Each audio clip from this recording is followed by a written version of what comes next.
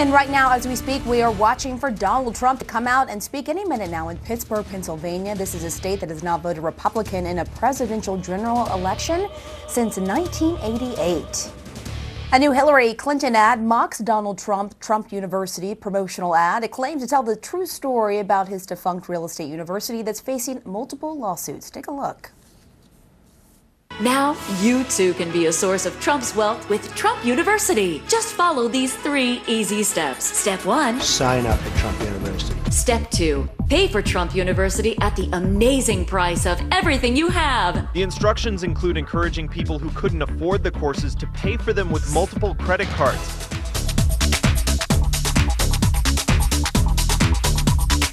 Step 3. There is no step 3. You won't actually learn anything. It's that easy. And meanwhile, Donald Trump is slamming Hillary Clinton over some newly released State Department emails from when she was still Secretary of State. They reveal that a big-time Clinton Foundation donor wound up on a sensitive government intelligence advisory board, and he didn't even seem to have much experience in that field. CNN investigative correspondent Drew Griffin has all the details. I'm Raj Fernando, founder and CEO of Chopper Trading. Raj Fernando is a Chicago-based stock trader, and for a very short period of time, he was an appointee to the U.S. State Department's International Security Advisory Board. What qualifications did he have for that? Apparently none. What he does have is big money ties to Bill and Hillary Clinton. He has donated between $1 and $5 million to the Clinton Foundation. He's donated to Mrs. Clinton's 2008 primary campaign and even served as a so-called bundler of large campaign donations for Democrats. On the campaign trail, Donald Trump called his appointment just another example of his crooked Hillary campaign theme. She even appointed to the National Security Board someone with no national security experience. Instead, he was a donor, a recent donor, to Hillary Clinton's campaign. It is clear Raj Fernando had no diplomatic experience and no background in international security affairs, which could explain why just 1 month after taking this photo during his very first meeting with the board, Raj Fernando was writing a letter to Secretary Clinton resigning. And emails just released show behind-the-scenes political panic was setting in as a State Department official struggled to explain what this big donor to the Clinton Foundation was doing with top security clearance inside the State Department. On August 15, 2011, an email from an ABC News producer asks for Fernando's qualifications. The follow-up email shows State Department officials scrambling to come up with an explanation. They discussed how the appointment came directly from Hillary Clinton's longtime aide and State Department Chief of Staff, Cheryl Mills. The true answer is simply that Cheryl Mills added him, the State Department official writes in an email. He was added at their insistence. Someone else writes, "Can we dig up a short paragraph about his distinguished career and a sentence about our selection and approval process?" The next day, a senior advisor emails, "We must protect the Secretary's name as well as the integrity of the board." And through a colleague, Cheryl Mills chimes into the email chain, asking the State Department to stall in its response to ABC News for 24 hours. No real qualifications for Fernando were ever sent. Instead, the next day, August 17th, Raj Fernando suddenly resigns. Happy Friday. At the State Department today, answers on why were hard to come by. If he was at all qualified, why did he resign so suddenly after ABC News started asking questions? I mean, you'd have to ask him. Drew Griffin, CNN, Atlanta. And the Clinton camp is responding to Drew Griffin's reporting, saying, quote, "This was an unpaid volunteer advisory board in one of several foreign policy-focused organizations that he was involved with. As the State Department itself has said, the ISAB charter calls for a diverse set of experiences for its members. That's all there is to it." So I want to bring in our panel again to get your thoughts on this. And Bernard, naturally, I'm going to start with you to get your thoughts. We heard from the Clinton camp, they are seemingly downplaying this. But at the same time, this could feed into this perception that Hillary Clinton was involved with shady business while she was at state. In your view, does this report blunt Hillary Clinton's momentum that she has garnered this past week?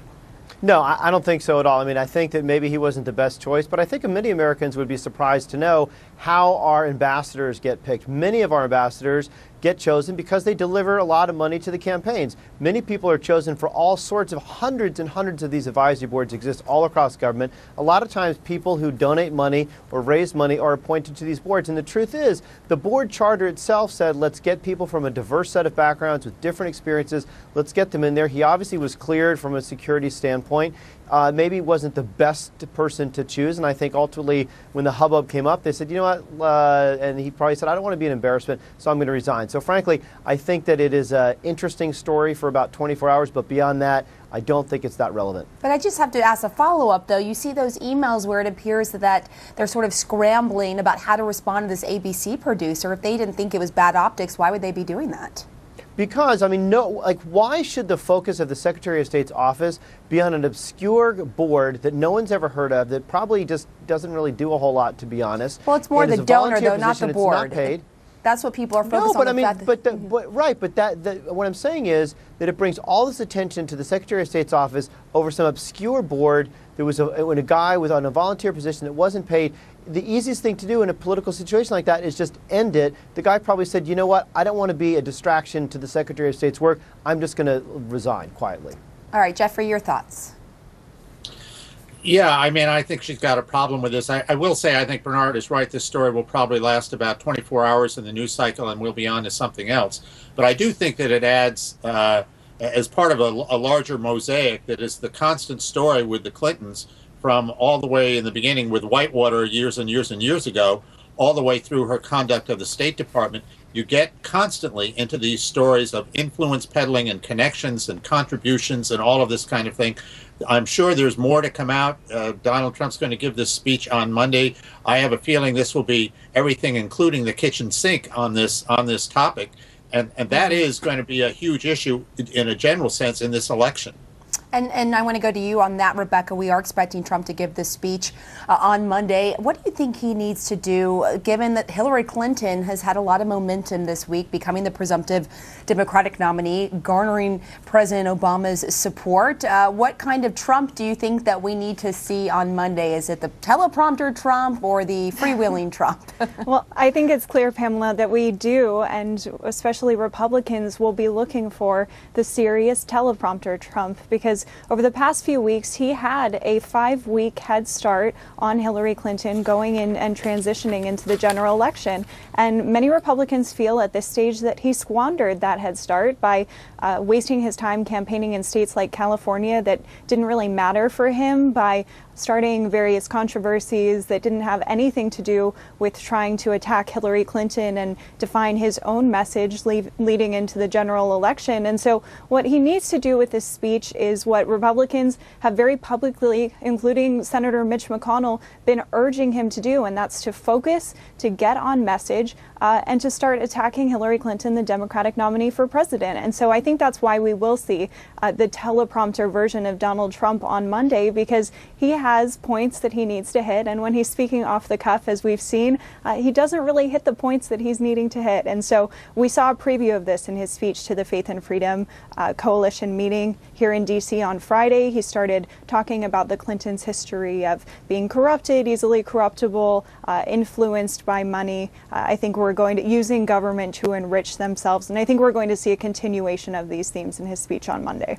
And that speech on Monday is in the afternoon in New Hampshire, I believe 2:30 p.m. Jeffrey Lord, Bernard Whitman, Rebecca Berg, thank you so much. Thanks, Pamela. Thank you, Pamela. Thanks, Pamela. A new Hillary Clinton infomercial mocks Donald Trump's Trump University promotional ad. It claims to tell the true story about his defunct real estate university that's facing multiple lawsuits. Take a look. Now you too can be a source of Trump's wealth with Trump University. Just follow these 3 easy steps. Step 1. Sign up at Trump University. Step 2. Pay for Trump University at the amazing price of everything you have. The instructions include encouraging people who couldn't afford the courses to pay for them with multiple credit cards.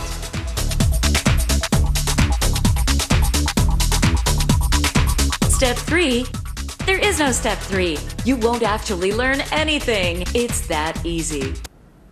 Meanwhile, Donald Trump is hammering Hillary Clinton for appointing a major Clinton Foundation donor to a sensitive intelligence board while she was Secretary of State. They all looked. They said, where did this guy come from? He made a contribution of $250,000. All of a sudden, he's on this very important and vital board. This position dealt with tactical nuclear weapons and had top secret clearance. And he knew nothing about it. And he's talking about Raj Fernando. Fernando is a Chicago stockbroker who appears to have had limited qualifications for being on the State Department's International Security Advisory Board. He gave thousands to Hillary Clinton's campaign and $1 million or more to the Clinton Foundation. He was appointed by Hillary Clinton's chief of staff and longtime advisor Cheryl Mills. All right, Jeffrey Lord is here, a former White House staffer and Donald Trump supporter, to discuss all of this. And also, we're also joined by Bernard Whitman, a Hillary Clinton supporter and Democratic strategist, and Rebecca Berg. She joins us as well. She is a reporter for Real Clear Politics. Great to see the three of you again.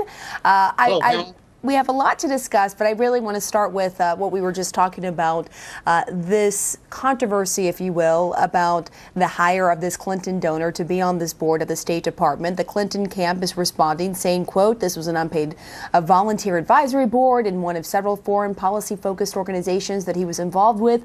As the State Department itself has said, the ISAB charter calls for a diverse set of experiences for its members. That's all there is to it. But Bernard, are you concerned at all that this will just feed into the perception that Hillary Clinton may have been involved in shady business while she was Secretary of State?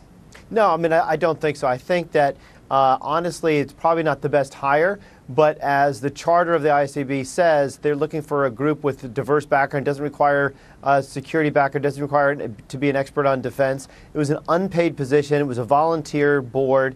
There's tremendous numbers of these boards all around government. And, I mean, unfortunately, for better or worse, the way a lot of people get to be ambassadors, the way a lot of people get to serve in these boards is by raising money, by donating money. And I think that while it may not have been the best hiring decision, I actually don't think there's a lot here. And it really points out that the Donald Trump campaign doesn't have a single thing to say about basic policy, doesn't have a single thing to say to defend his racist bigotry, doesn't have a single thing to say in response to Hillary's ad, which I thought was very funny. You know, there's a lot of truth in humor, and it's pretty clear Donald Trump is basically a fraud. And all he's got to say is, well, you know, when Hillary was Secretary of State, some guy got appointed to a panel that maybe wasn't the most qualified. I mean, that's a pretty weak attack.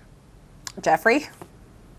Well, you know, it's interesting that you got this commercial going on Trump University. We are going to be hearing a lot, I think, about Laureate University, which paid Bill Clinton, if I'm correct here, over $16 million. And meanwhile, the Department of State funneled back, according to Breitbart News, about $55 million to the founder of this university, or the head of this university. So believe me, there's going to be more about this. I think it's just very interesting that two universities here, I mean, you're going to have one story from each side, and the Laureate University is going to feed into exactly what we've been talking about with this appointment to the State Department board, or whatever it was that he was on. This is only going to increase the pattern here of an appearance of corruption and impropriety that she uses her office as Secretary of State.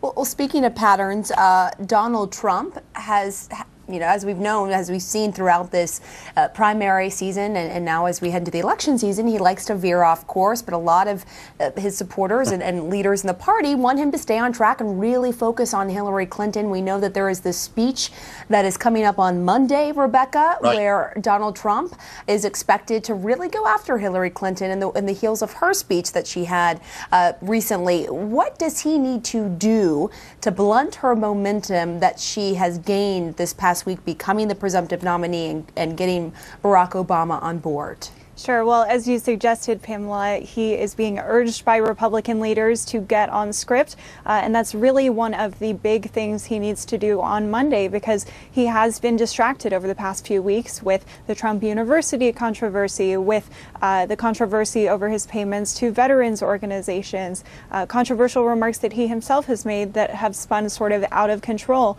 He has not been focusing on Hillary Clinton. And so a big part of this speech is just sort of resetting his campaign, getting that focus and appeasing these Republican leaders who are growing very nervous. But another part of this is indeed responding to her remarks, which got a lot of attention during her foreign policy speech in San Diego. And many people saw her arguments that she was making against Donald Trump, not only as remarks that got a lot of attention, but also were very effective and really resonated with people. And so Donald Trump needs to try to shift the narrative back to him in a positive way, and attacking Hillary Clinton is going to be the way for him to do that. And Jeffrey, though, with that said, he continues to focus on others beyond Hillary Clinton. In fact, just today, he went after Elizabeth Warren again. Let's take a listen to that. And somebody said to me, one of the media, Mr. Trump, would you apologize? I said, yes, I'll apologize. To Pocahontas, I will apologize. Because Pocahontas is insulted by the statement. No, I mean, this is what we're dealing with, folks. This is what we're dealing with. We have to get smart. We have to get tough. We have to stop being so politically correct. Okay, so Jeffrey, are we going to see him get on track and just focus on Hillary Clinton as party leadership hopes for? Sure, but I have to say, Pamela, I think he was on track there. I mean, you notice that towards the end of that, he was talking about political correctness. I don't think there's any question that the sort of fury at political correctness that has been building for years has finally reached its limit. And I think that's one of it served as rocket fuel, if you will, for the Trump campaign, because not only is he personally politically incorrect, but there's a lot of Americans out there that have just had it with this whole thing. So I actually think that that is on track, because he will paint her correctly as somebody who's involved in this all of the time. So on track, to be clear, is apologizing to Pocahontas? Well, I mean, what he's talking about is Elizabeth Warren. And of course, Harvard Law School made much of the fact of her so-called Native American background. And this goes right to the whole deal of identity politics and hiring people not because of their merit, but because of their ethnic background and so much more. I mean, this is political correctness to the max. So he does it with humor, but there's a sharp point to it. And I think the American people, a lot of Americans get it, and they're absolutely fed up with it. All right, we unfortunately have to leave it here, but interesting discussion. Jeffrey Lord, Bernard Whitman, and Rebecca Berg, thank you so much to the three of you. Thanks, Pamela.